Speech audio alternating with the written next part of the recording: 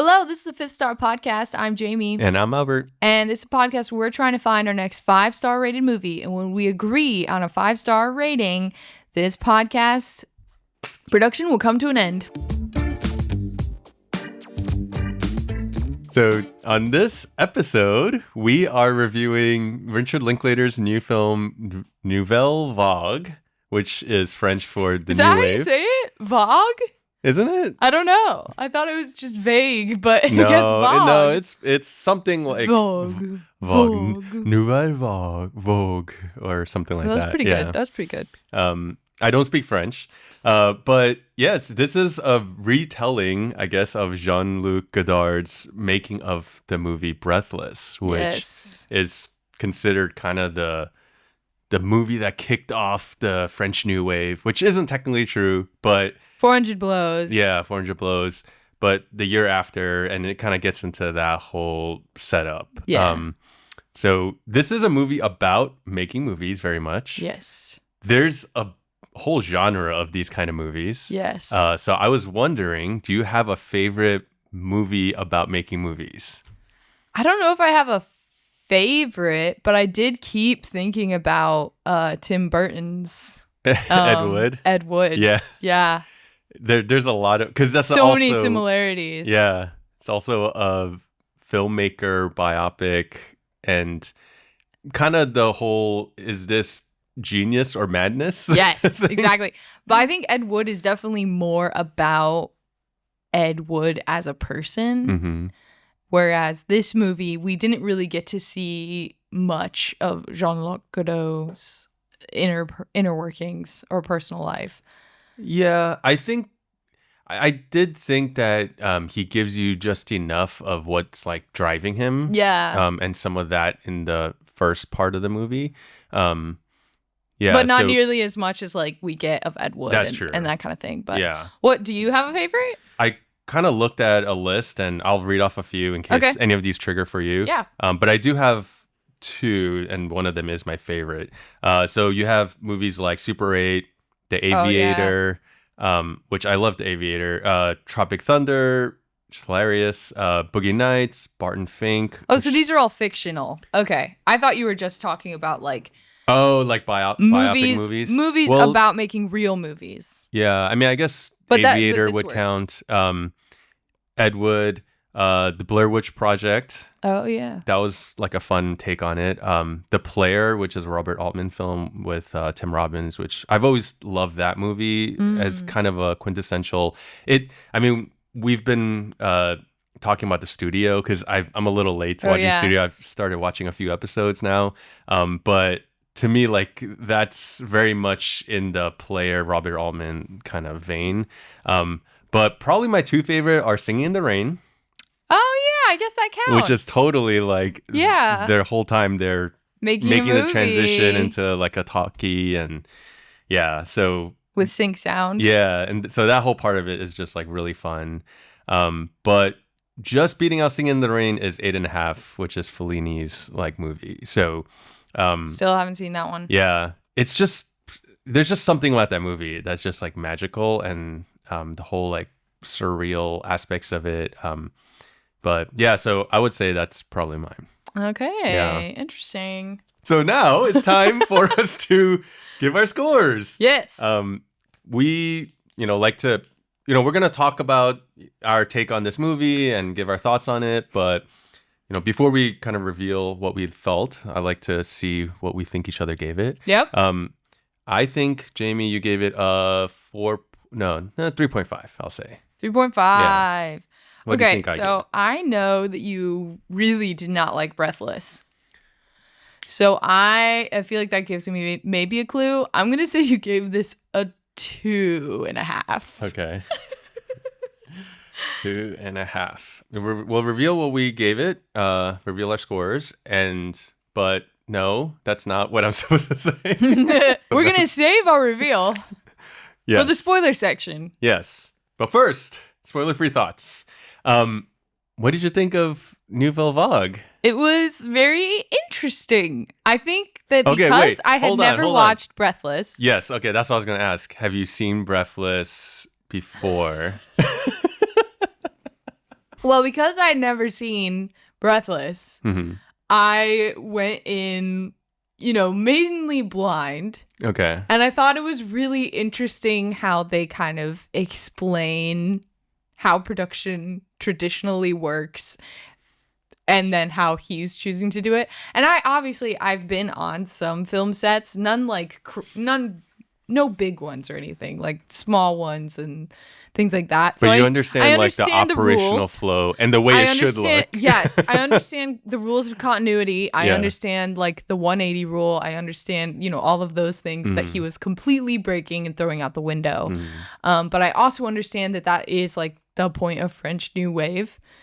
So it was interesting kind of getting to see more of that context and like hearing how, this director seems like he's kind of crazy, but at the same time, he's trying to emulate this reality. Like he's trying to make movies feel more like normal life, like real life, which up until that point, from my understanding, it was a lot more theatrical. Like movies were a lot more like plays, and they didn't like go into the streets, and they didn't, they shot with a bunch of stage lighting. Like I've heard stories about Hitchcock, and how his lights were so powerful that like people were literally sweating on set. I can appreciate a lot of that stuff. Yeah.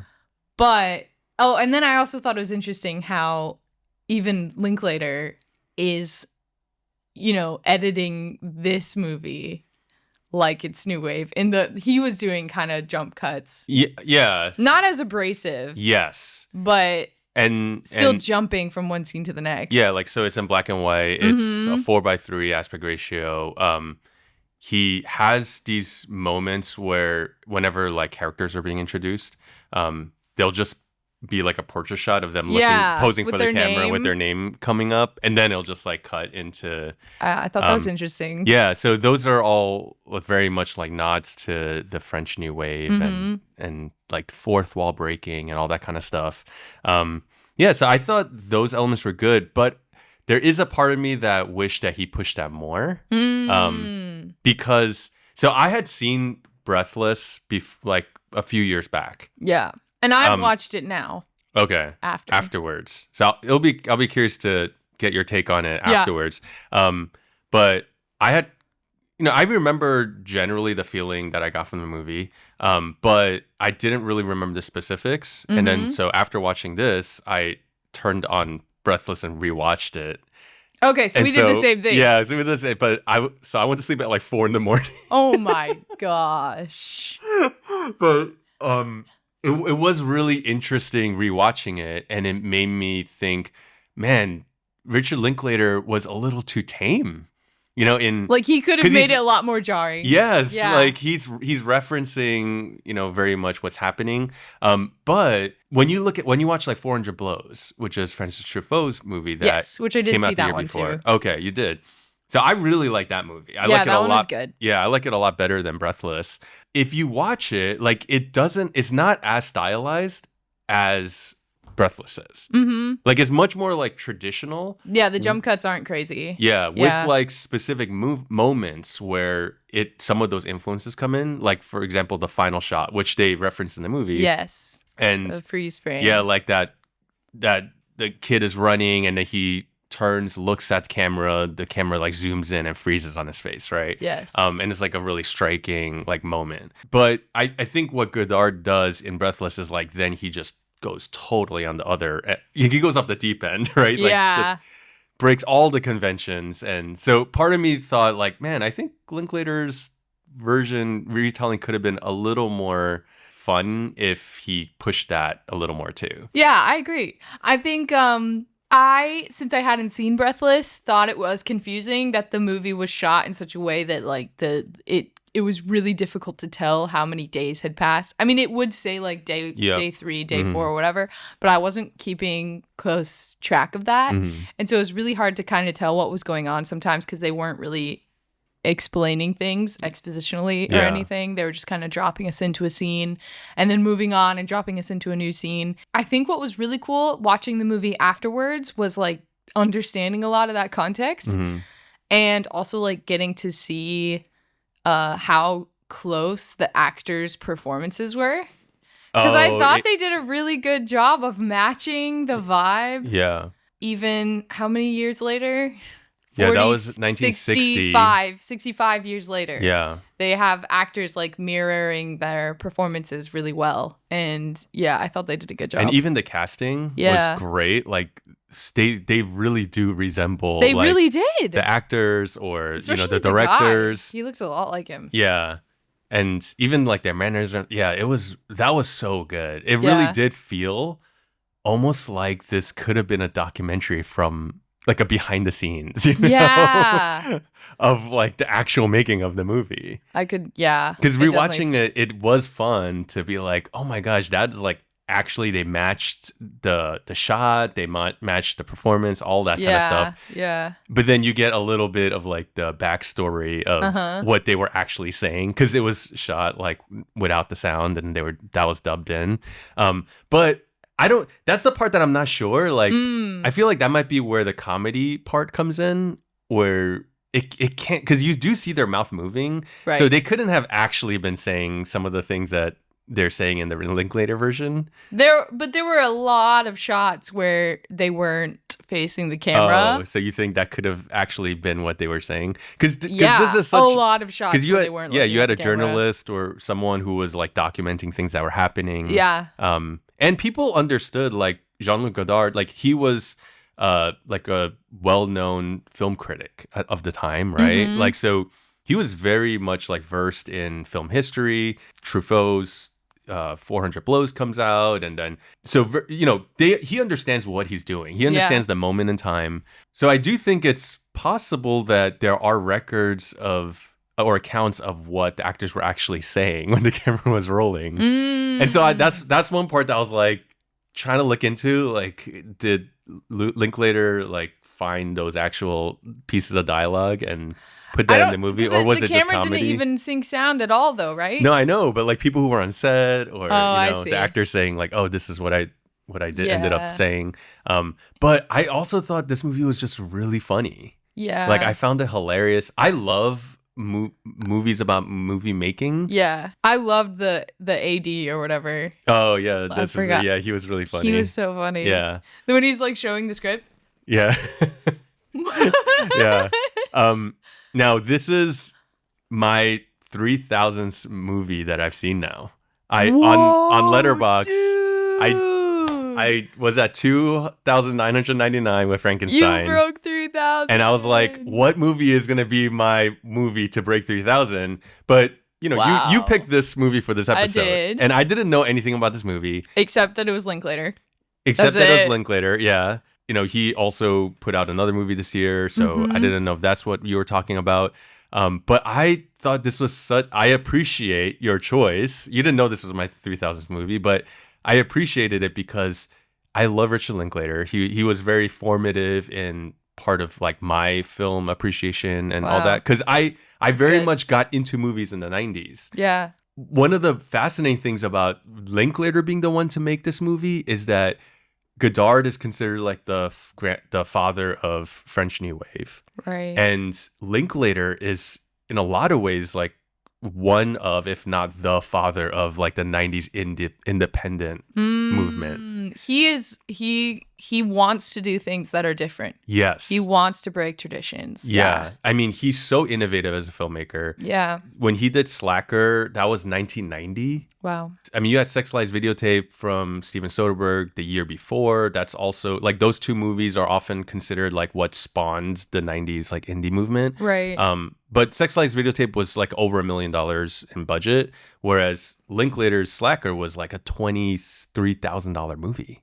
Wow. Yeah, it's crazy. But he's got some other weird ones, like Waking Life. Yeah. No other movie looks like that. Yeah, like very much that style of like rotoscoping was his invention. And, Waking Life is one of my top 50 movies. Like I remember seeing that around when it came out and was just like, what is this movie? This is insane. I've never seen anything like this. Not just visually, but even like just these long stretches of dialogue.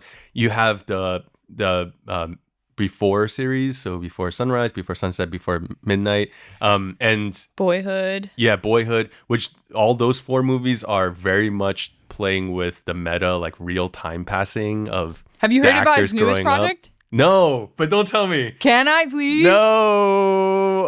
Okay, fine. I'll just tell you the way he's doing it. Oh my gosh. Okay. It's a 30-year project. Oh my gosh, it's like Boyhood then. Except even longer. Wow. 3 times as long. That's crazy. Yeah. So I've not seen Slacker, but it's always been on my list. So that's also why I was up till 4 in the morning because I started watching it. Oh my word. I don't even feel bad for you. I watched like the first like 20 minutes. I was like, okay, I have to go to sleep. But it's so fascinating because essentially the camera is just following a character. It starts off following Rich Linklater actually playing a character. And then he gets off a bus and then like gets in a cab and then like something happens and then it follows like picks up and follows another character and then goes with them for a little while and then they passes off to another character and it just keeps doing that. Yeah. Which is like so interesting as like a way to tell a story. I mean, there's not really much of a story, Right. but yeah, and he would just keep doing all these things and innovating. And so the fact that he He's is the who one. he is and Godard is who he was. Right. And It's- he's the paying one telling. homage. Yeah. Yeah. It's sure. just so appropriate. And I think Blue Moon is a very similar vibe. Oh, okay. But I won't say more than that. Well, in what sense? Just in that he's like kind of paying homage probably to some other inspiring people. Oh, man, I want to see it. Okay. Yeah, I really want to Who? see it Tell too. me. Rodgers and Hammerstein. Oh, okay. They did all the musicals. Yeah. I mean, you are somewhat familiar with French New Wave because you had seen 400 Blows before this, right? You knew who Francis Truffaut was. I watched 400 Bills a couple years ago, Okay. and I really liked it. Do you think that if you weren't familiar with the French New Wave Yeah. or weren't familiar with, like, or hadn't seen Breathless like you hadn't seen before, like, do you think that hurts your viewing of the movie? I think that if I had watched Breathless before watching this movie, I would have hated it. You would have hated this movie? I would have hated Breathless. Oh. Like, I think I would have been on the same page as you because you gave it like a 1.5, your original score. I don't know if that's changed. And I think I would have given it maybe like a 2. I would have been a little more generous because I understand it was revolutionary for its time. Yeah. But I thought a lot of the movie was kind of a mess, even though there were some poignant lines for sure of dialogue. But watching it after this movie, I think I appreciated it so much more. Like, I think it gave me more appreciation for it. Yeah. It's Okay. like, oh, I see, like, in a way, he was trying really hard to just be an artist and let inspiration strike. Yeah. And, you know, some of the shots and composition choices. And then I really loved all the long takes. Like, all the scenes with the long takes are the best scenes to me. I agree. So, but I hated the jump cutting. yeah. So the first time I saw it, obviously I noticed all the jump cuts and the lack of continuity and all that stuff. But I didn't really notice the long takes as much. But seeing Linklater's, you know, you kind of see the long shot that they're doing. Yeah. And so seeing in the movie, it like drew attention to like It that does. shot. Yeah. And it really made me appreciate it more. It's so much. And then the fact that they have like no lighting on set and they have like no crew. People, I bet, just hearing that I gave this, 1.5 automatically like. Listen, your letterbox is public. They're probably already commenting and being like, this guy is an idiot, he doesn't know what he's talking about. And I definitely am learning more as I keep watching more and stuff. But I have really tried so hard because I understand who Godard is and the impact and how influential he was. I've tried so hard to give him another chance and another chance. I've ended up watching 6 of his movies. Wow. And I haven't liked any of them. I mean, I do think that he was revolutionary for his time, and unfortunately, we are so far after his time that it's like no longer as impactful to us. Unfortunately. So I want to set a little context, if I may. If I may. Because I went to like a very short film school program that focused more on the technical stuff. Yeah. And it didn't do enough film history. Okay. So I was basically just watching movies as I grew up throughout the 80s and 90s and 2000s and all that stuff, and knew that I had this big hole in terms of old, classic film history. So during the pandemic, my pet project became to go through film history.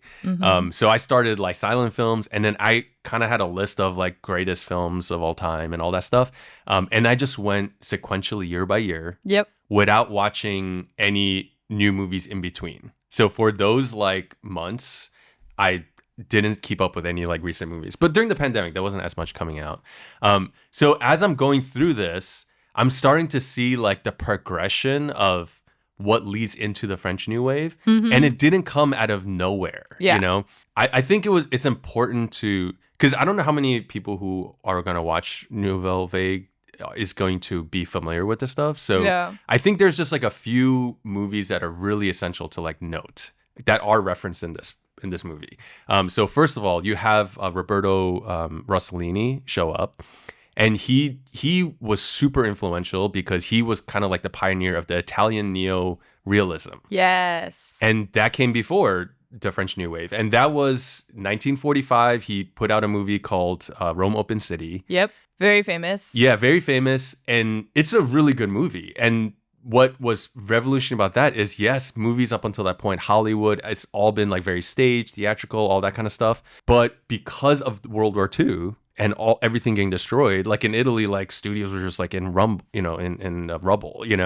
So what he does is he just like starts filming out on the street. And then he starts using like all that destruction and stuff as like his set, his backdrop. So he really starts to pioneer that.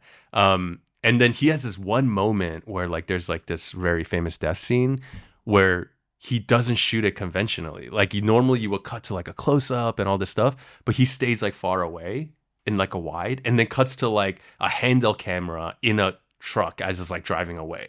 And even watching it, because like, I was watching everything sequentially in the older classics and all that stuff, golden age of Hollywood, and then watching it, and then you see that sequence of shots, and you're just like, this feels so like modern. Like this feels like a doc all of a sudden in a narrative movie, And that's kind of the impact that it had in that moment. That is kind of like what he said in the movie too. Like, yeah, he talks about like this is a documentary, but it's pretend. Yeah, exactly. Yeah. And so he really captured that. And then that starts to influence people. And, using like real actors, non-actors, stuff like that. So then you fast forward a little bit, Jean-Pierre Melville, who's also featured in the movie, makes a cameo in Breathless.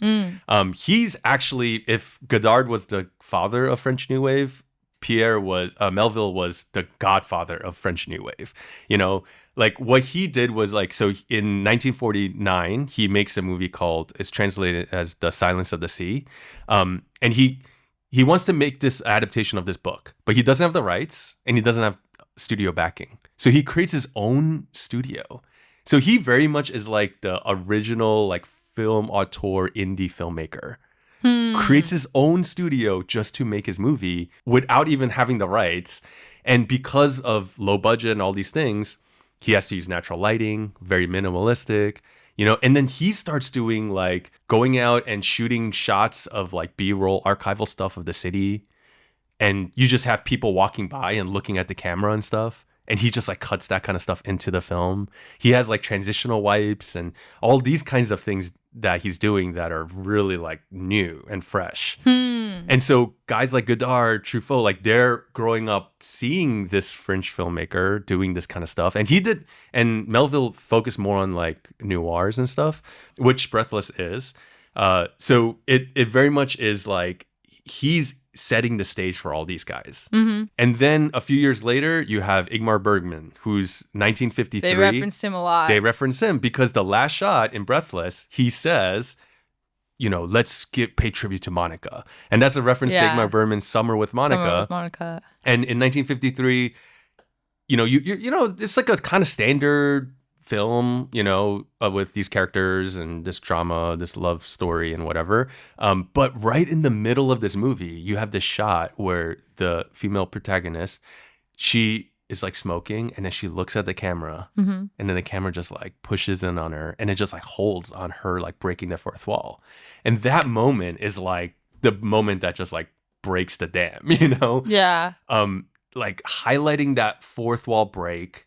And it does feel like, because at that point the story is a little bit like, is she good, is she bad, like what should I feel about her? And then she's looking at the audience being like, you judge me, like what do you think, kind of thing, and putting that on us. And so that moment not only is referenced with the closing shot of Breathless, but also Truffaut in the last shot of 400 Blows is doing the same thing. Yeah. It's that kind of moment of like pushing into the final character. He's looking back at you, at the audience, and being like, well, what and do you think? it makes the audience member self-aware too. Like, yes. Up until that point, they're just an audience, and then they sort of get invited into the story in a way at the very end, where it's like, hey, I'm also watching you, and like, what are you gonna do? Yes. Yeah. Yeah. As you're watching me and judging me, like I'm looking back at you, Yeah. Kinda, yeah. And like now you're maybe a little bit like, oh. Yes. Yes.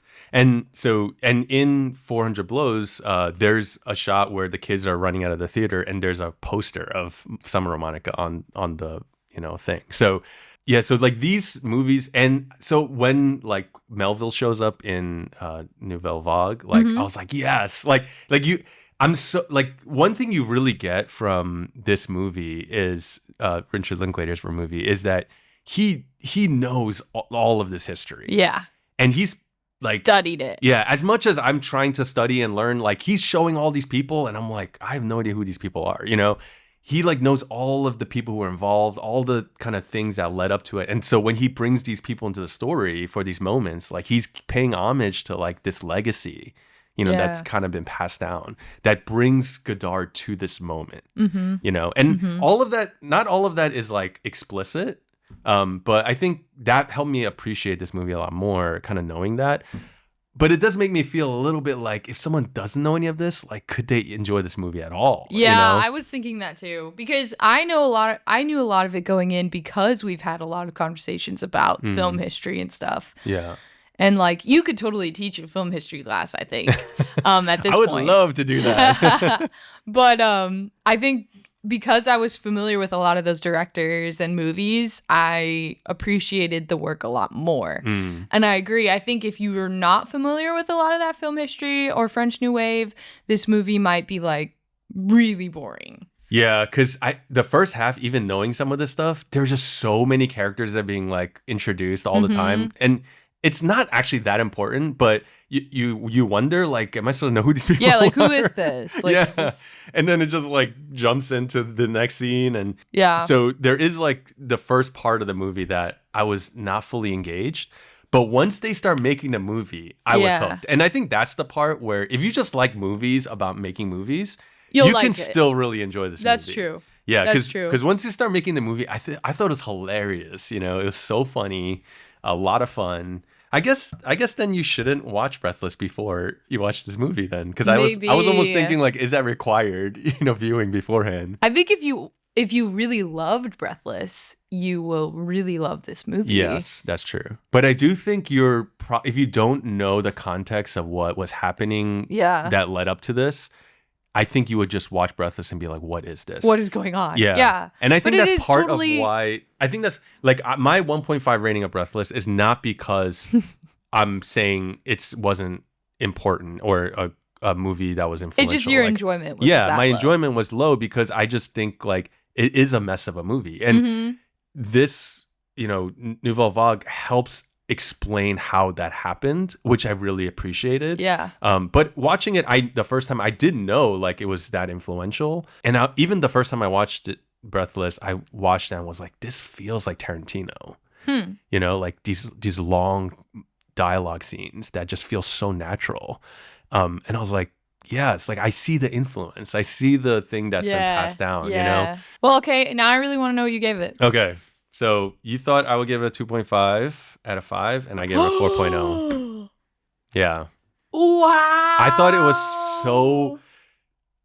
Yeah, I thought it was so good because I really was worried you were gonna hate it. I was so funny. Initially I was like at a 3, and then it was like, oh, this is a 3.5, you know. But once they started making the movie, it was like quickly at like a 4. Wow. Yeah. Okay. Well, you thought I'd give it 3.5. Yeah. 3-0. 3. Okay, I was kind of between a 3 and a 3.5. I think for me, it was really interesting, but it wasn't particularly engaging. Huh. And Even I the thought filmmaking scenes and I stuff? thought the filmmaking was well done and well portrayed, but when I finished the movie, I didn't feel like I was left with a ton. I can see that. But I did immediately start watching Breathless because I was like, okay, now I have to see what these scenes actually look like in a linear way. Yeah. So I think I appreciated the movie, but I wasn't. My rewatchability, probably will never rewatch this. Just being honest. And then I think the quality was really high, but then my enjoyment was in the middle. So yeah, I landed at a 3. Okay. Yeah. Oh man, interesting. I know. And I feel bad because 3 has become kind of like a cop-out this year. Like, it feels like a cop-out because so many movies I've been giving 3s.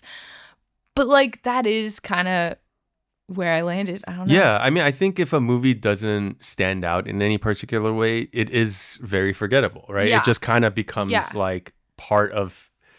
But I think if you're going to do film history, this is like an iconic movie to watch. Yes. To really understand the time period, what was going on, what the influences were, and how movies were made back then. Like, I think this is a must watch. Yeah, there's a similar pairing between Citizen Kane and Mank.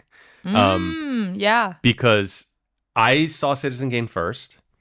And Citizen Kane and Breathless are considered 2 of the most like groundbreaking movies of all time, right? I like Citizen Kane a lot more than Breathless for sure. Me too. But I don't think I fully appreciated it. Like the technical aspects, yes, but like the story, not as much. Okay. And then I had to do research on my own to understand like what the movie was really about. It's more of a satire about like Hearst and, you know, all that kind of stuff. And that helped me appreciate it more. But it wasn't until I saw Mank, which is this kind of the biopic behind the scenes context from the perspective of the writer, that really fully unpacked kind of Citizen Kane for me, and being like, wow, like it makes me appreciate it so much more. So then I went back and rewatched Citizen Kane. That's good. Yeah, so it's the same kind of thing with, you know, Nouvelle and Breathless. I think So wait, did you change your score for Breathless? I don't know. I think from just a pure enjoyment aspect, I still feel like it's just a really poorly made movie. Like, you watch the movie and you're like, what is happening? Like, I think the jump cuts make it feel really amateur. But it's not even nowadays. It's not even just jump cuts, right? It's jump cuts that also skip time. Yeah, they skip ahead to like a new moment. Yeah, like the crucial moment that is the inciting incident that sets off the whole story of is like him killing the cop, which has like a continuity thing. Like it breaks the 180 rule with the gunshot, and then it doesn't show it like start and kind of build. And the shot of the cop landing in the tree is like, it's like somewhere else. It's like it's so difficult to even see what's going on. Yeah. In that shot. And so it just like gives you this quick flash, and then it just like moves on. Yeah. And then the whole time you're trying to understand, where's the story going, and is this real? Is this a film noir and about like him running from the cops and a crime thriller, or is this a love story? Maybe it's both, I guess. But the moments that really work, I think Linklater really captured well, which was the long scenes. Like there's this moment of them asking, and this kind of into, I don't know if this is spoilers. Really, I mean, but we're like, in spoilers now. Okay. There's a moment of them asking like the DP, is this movie even gonna cut? And he's like, I don't know, but at least the camera loves these two, you know? And that's so true. Like the chemistry that the two actors kind of end up building. And seeing that progression in Linklater's kind of retelling of this, like the whole shoot's a mess and whatever, but like in the freedom that he gives them, it gives the actors space to build chemistry, right? Yeah. So when they are on screen together, like you see these moments of magic between the two of them. Yeah. And I think that really does still come through in Breathless. Yeah. Their chemistry feels genuine, right? And then even between like the actress and Godard, like there's this kind of moment of like when she delivers a final moment, Godard like finally sees in her like this great performance. Yeah, like delivering this moment of magic that he really appreciates. Yeah. And even though like she kind of hated like the whole experience, and apparently like part of that is true. I don't know how much of that's true, but like she did question throughout, is this gonna even work? Which you can't tell at all when you watch the actual movie. Yeah, like she seems fully like into it. Yeah, very invested based on the movie. I think like that kind of arc within Nouvelle Vague still is really satisfying because this hodgepodge, like whatever, does kind of come to some moments of magic, that get communicated. And part of me was like, I don't know what Richard Linklater feels about Godard, because yes, he understands how influential he is, but like in one article I saw a list of influences that he names, and he mentions Truffaut but not Godard. So I was like, that's kind of telling. Like in the way he shoots this movie, and even in like Slacker, it's much more well thought out than Breathless is. It's not like he just kind of goes like, Linklater doesn't just go in without a plan, and like he probably does see Godard as maybe pushing it too far. Whereas Truffaut had like a great handle on the craft and innovated within that structure. I think an interesting thing that I noticed was in watching Breathless, Patricia, she felt very difficult to pinpoint. I mean, I felt like she did a good job, but I couldn't tell what her character's motivation was the whole time. And I couldn't really read her either. And I think that is kind of telling of how Godard chose to do the movie, where he didn't have the whole script for them. And it's I don't know, I can kind of see how she probably didn't know what her character was supposed to be doing in a given moment. And her clarity is really foggy, which definitely comes through in the movie. Yeah.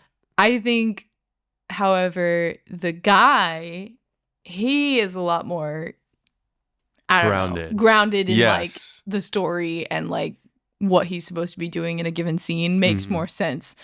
Yeah. She just felt flighty the whole time. And I think that makes perfect sense. If she wasn't given a script, if she was just told to go for it, like it makes so much sense why she kind of feels a little bit like, like every time you cut to her, she's in a new scene. You have no idea like what she's thinking, where she's in the story, what her relationship is, and how she feels. Yeah. So that's like definitely a weakness, I think, of this type of filmmaking, maybe. But I agree with you completely. Their chemistry was definitely there. Yeah. And they were able to build like an actual relationship, I'm sure. Because in Breathless, when you have, and I counted this time, 20 minutes of them just sitting in this tiny cramped hotel room. Yeah. And the whole time, the guy is just trying to like get sleep with her.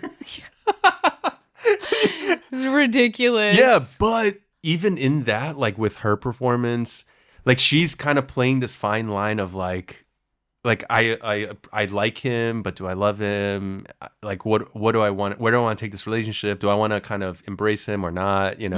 So like there's a lot of dynamics that happen, and 20 minutes of people just sitting in a bed talking should not keep your attention, but somehow it kind of does. It does, yeah. You're like still like sucked into like what's happening on screen. Yeah. And it does feel like, because it's so authentic and it feels so natural, which is really groundbreaking for that time when everything was really planned and all that stuff.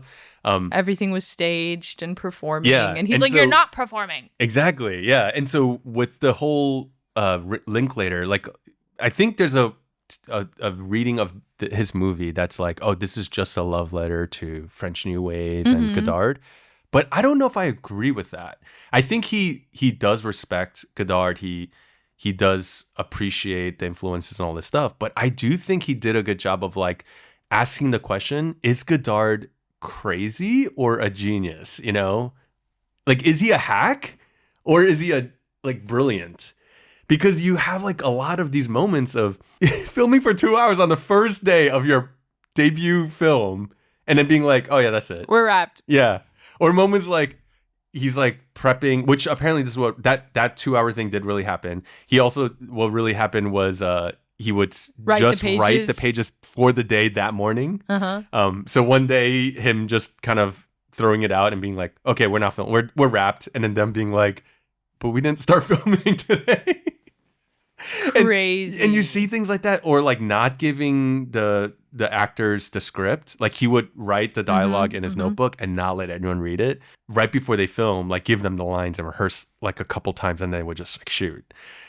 So there is like that element of like, is he just a hack? Or... Yeah. Or that is so true because it's weird because he gave a lot of freedom to filmmaking that I think a lot of filmmakers can feel frustrated by, you know, the stringency of continuity and scheduling, and, you know, it makes film less fun. Yeah. And so in a way, even though he was crazy, it did seem like a way more fun film set to be on. Yeah. Than, you know, a normal film set. Yeah, because like even from an actor's perspective, Yeah. I mean, your husband was an actor, you know, like when you actually are on a set, like you're shooting one scene and then you have to like jump to a different part because like all the lighting is set for that side already and you got to shoot it all out of sequence. And it's just got to be so hard as an actor to get in that space. Whereas like this was mostly shot chronologically.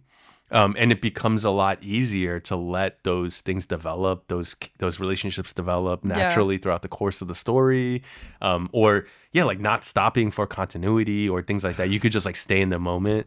Yeah, like the whole thing with the cup and then being like, oh, we should take this away because it wasn't there.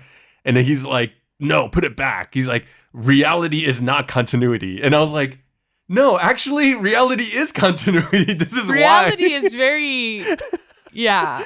Like if it wasn't, then we'd be like, are we in the Matrix? Where did that cup just go, you know? Are we in the Matrix? Exactly. And that's why in filmmaking, you go through all those efforts to fake that illusion. I agree.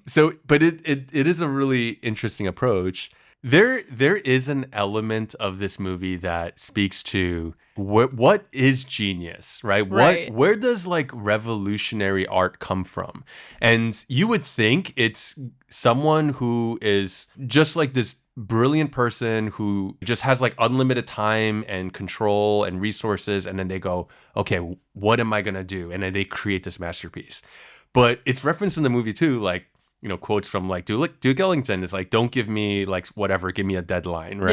Yeah. Or like genius is like just finding a way out of like some obstacle, you know? Yeah. So there are these kind of quotes, and that's, you end up finding that's so true. Like Godard had very low budget. Mm-hmm. He had to shoot it in like 20 days, right? He goes, okay, I need to shoot in low light. So then I'm going to use this still photography stock that's good for low light, but they don't make it for film cameras. So I have to like splice those reels together to have enough to make a reel. But only this specific camera that's like handheld can have the sprocket size to run that film. Right. But it's too loud. So we can't have like audio, right? Yeah. And so we can't do sync sound. And so that ends up becoming like the necessity of like those constraints. And he works within that. Mm-hmm. And he kind of does his magic within that, right? Mm-hmm. There's like another equivalent to this. I mean, there's so many throughout film history, but one in particular that it reminded me of, which is like Robert Rodriguez, right? So he does, you know, Sin City and Spy Kids and like all these things. And he's very much Desperado. Like he's very much also part of the 90s, like up and coming filmmakers, right? But it all started with El Mariachi, which he made for like $7,000. Like $7,000. And I think it's the Guinness World Record for the movie made for the least amount of money that made over $1 million. Wow. Yeah. This gets into a deeper conversation, I think, where I think we might be entering another new wave. Oh, interesting. Based on my thoughts that I had for Frankenstein last week, which if you haven't watched that, go watch that. Yeah. But how a lot of the scenes felt almost fake to me, or like too CGI some of the time, even though they were real sets. Yeah. I think we might be headed in a let's go back to making movies look real again pretty soon, because movies have gotten to a point where they look fake. And that's mainly due to CGI, but I think it has a lot to do with the high res, 12-bit, super wide color space. All of it is like too hyper realistic that it actually doesn't feel real anymore. It's too clean, yeah. It's too clean, and our world doesn't actually reflect that well. We are not able to like see ourselves in those spaces because it's just not what real life looks like. Yeah. You know, this movie had such wide depths of field that you could see all the detail in the background and everything, and it really kind of puts you in the space. Yeah. And then for close-up shots, they had a tighter focus. I mean, when you watch Breathless, for example, there's no doubt that they're on real location. Yeah, they're on an actual street. Yeah. There are actual extras that are like looking at the camera. Yes. But I think that there is this it's cool to see a movie that puts you right in it and feels more real and tangible. Yeah. I think that's one reason why Lord of the Rings is so timeless for me, is that they shot on location in New Zealand. Every time I watch it, I'm like, I want to go to New Zealand. That looks like so beautiful and real, and it puts you in it. Whereas the Hobbit movies, basically all CGI. No part of me wants to look at that. Yeah. You know? And it's interesting because even like the 90s, we talk about Linklater and all that, like those films, early films do look grungy. Yeah. Because they're starting to shift into video. Yeah. That's what opens up access of filmmaking to like the random person, the independent filmmaker, right? But film cameras were really lo-fi back then, right? I mean, a great example is like 28 years later, the first one, 28 Days Later, shot on video, and it looks just so grunge now if you rewatch it now, you know? Yeah. But it gives it that character. Yeah. And if you know, real. like Cillian Murphy's like walking on that street in London. Yeah. And you're like, how did they get that all closed off? Like during this, you know, and how did they like dress it all up? But, you know, you fast forward a few years later and then you have like I Am Legend, which does a similar thing. And they did do it really in New York, but it does look cleaner. It starts to look more polished, you know? And then so you keep moving down that spectrum. Video cameras start getting more hi-fi and all that, high def and all that kind of stuff like you're saying. Yeah, and it starts to strip away some of that connection to reality. That is interesting. I mean, go back to... The reason why I feel like we're going back to it is like, I feel like One Battle After Another felt very real. Like a lot of those shots and scenes felt like I was in it. I was in that moment. Yeah. And Didn't he shoot that on film? Is that part of maybe why it's like a pullback to that? Probably. And Sinners too. Yeah, because if you're... Sinners was like half shot on IMAX camera, half shot on film, right? And that felt really real as well. But I don't know. I think a lot of these movies are kind of trying to go back to that more realism. I mean, I think, you know, the other part of this is these guys who came up in the 90s, like Nolan, you know, that was with Memento, right? And so they like innovated, but it doesn't feel like we've broken new ground in kind of with a new generation yet. Exactly. Of directors? Yeah. I feel like we are. Well, I think what I'm kind of going with this is as these guys have gotten bigger and they came out of constraints and genius being born out of constraint, right? But they get bigger and bigger budgets. They get, you know, Final Cut and all that kind of stuff. And it starts to come to a point where some now, I don't know, it's like it becomes very hit or miss, you know? Like it becomes a little bit like, I don't know if I want to watch another 3+ hour movie of a Scorsese movie, you know? Like, I respect the artist. I respect their impact and their influence, and they're still doing a lot of great stuff. And it's not like unilaterally, right? But there are more and more instances of like maybe unlimited resources is not always the best. You know, maybe genius isn't purely just within the person, but it is all those constraints are necessary. Referencing the studio again, like there is this kind of love-hate relationship between the filmmaker and the studio. And maybe part of that is necessary. You know, I don't always think the studio makes the right call, but sometimes that is kind of the pressure that does restrain a filmmaker to then force them to innovate and do something new to solve a problem, you know? So I don't know, even like filmmaking techniques and equipment, like a lot of that was born out of just like constraints that or problem solving they had to do because, you know? Yeah, that's true. But so I think this movie is really interesting from a film making, film history, and all this kind of the philosophy of film perspective. These questions about art and like how do these new these movements happen? Yeah, what is to come? It's going to happen because I think it's going to happen as a result of AI slop. Yeah, that's that is why interesting. I think as a counter correction.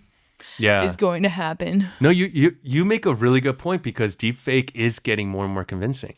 And so if you start having studios being like, oh, this is the cheaper, faster way, we don't have to do a reshoot. Let's not even cast this person. Let's just pay them for their likeness, you know. Then filmmakers there are gonna be some who are gonna course correct and be like, I'm gonna make sure it's obvious this is not AI. We need to make it look as real as possible.